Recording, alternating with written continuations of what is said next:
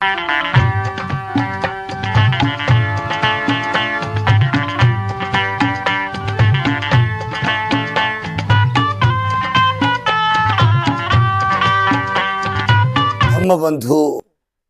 भगवान बुद्ध सुदंत थे।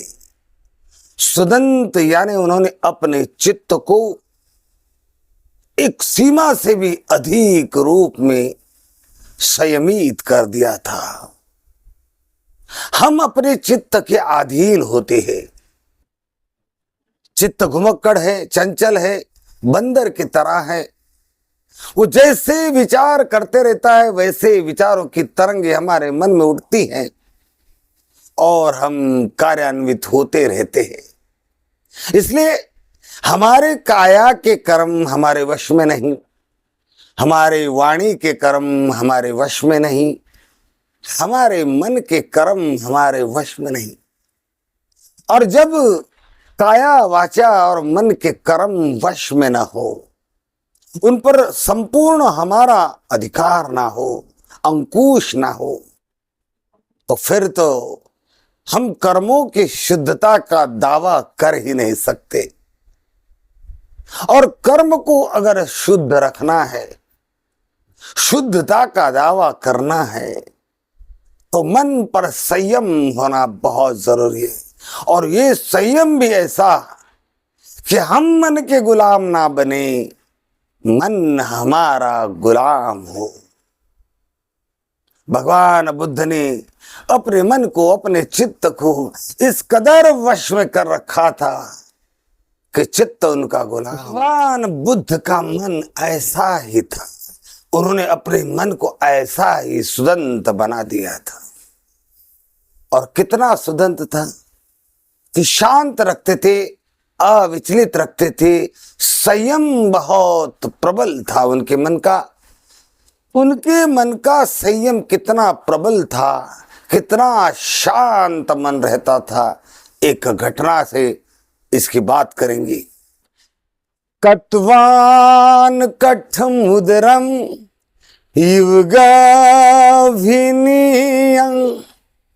सिंचाय दीठ वचनम जनकाय मजी संतेन सोम विधिना जित्वा मुनिंदो तं तेजसा भवतु ते जय मंगलानि।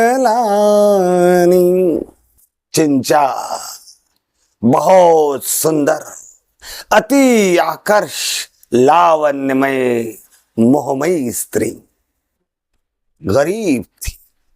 गरीबी तो उस जमाने में बहुत थी, आज भी है।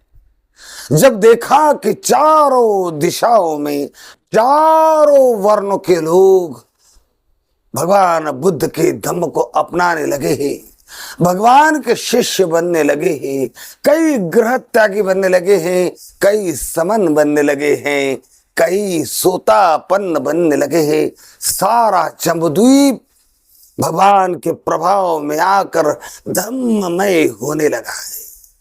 पाखंडवाद के दुकानों पर ताले लगने लगे। मंत्र, तंत्र, ज्योतिष, पाखंड, ईश्वर, आत्मा, भूत, पलीत की सारी चमत्कारिक बातों पर ताले लगने लगे हैं। अब कोई ब्राह्मणों के इस प्रभावशाली बातों में नहीं आ रहा है, मीठे बोलों में नहीं आ रहा है। सभी लोग धम्म को अपनाने लगे हैं और शिलाचरण करने लगे हैं, सदाचारी बनने लगे हैं। उसमें मनोविज्ञान जागने लगा है, तर्क बुद्धि जागने लगी है, संबुद्धि की ओर बढ़ने लगे हैं। सारा वातावरण ही धम्म में, घर घर में थेर थेर थेर बनने लगे हैं।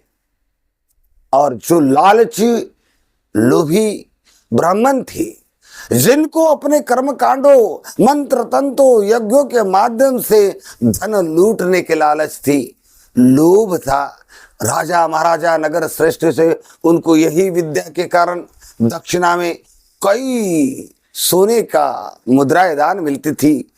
रोकड़ मिलता था, अनाज पानी मिल जाता, खेत खलिहान जमीन भी मिल जाती थी। उनकी अमीरी और अय्याशी की कोई सीमा नहीं थी।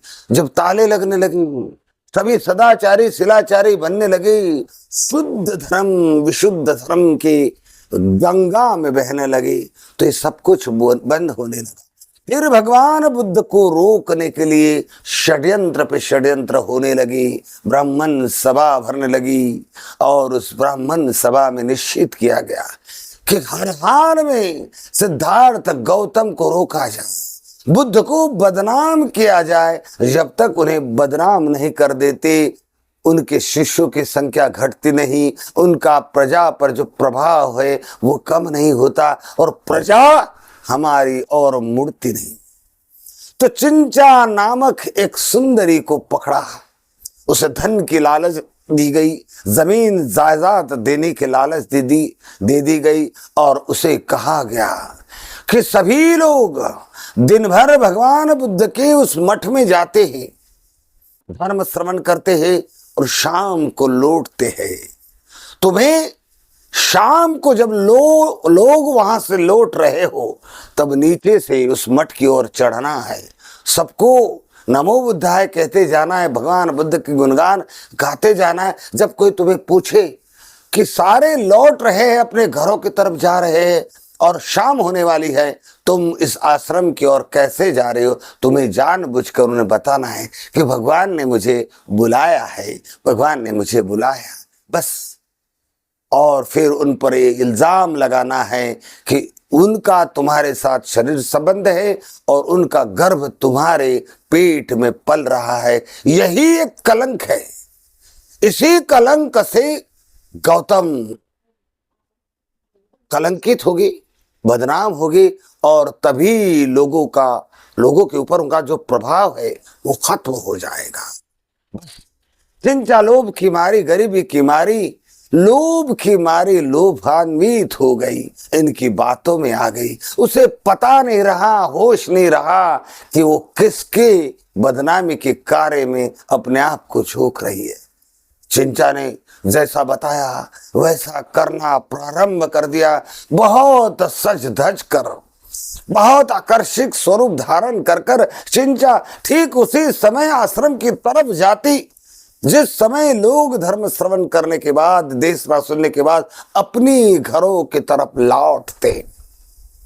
और चिंचा जानबूझ के कैसा रहा देशना, आज भगवान ने क्या सिखाया, चिंचा तुम इस वक्त कहाँ जा रहे हो, क्यों जा रहे हो? भगवान ने मुझे बुलाया, भगवान का मेरे बिना चलता नहीं, सारी रात उनकी सेवा मुझे करनी पड़ती है। यह कहकर दिन रात चिंचा लोगों के मन को बरगलाने लगी, उनके मन में ये बात गाड़ने लगी कि भगवान और उसके बीच बहुत निकट संबंध हो चुके हैं।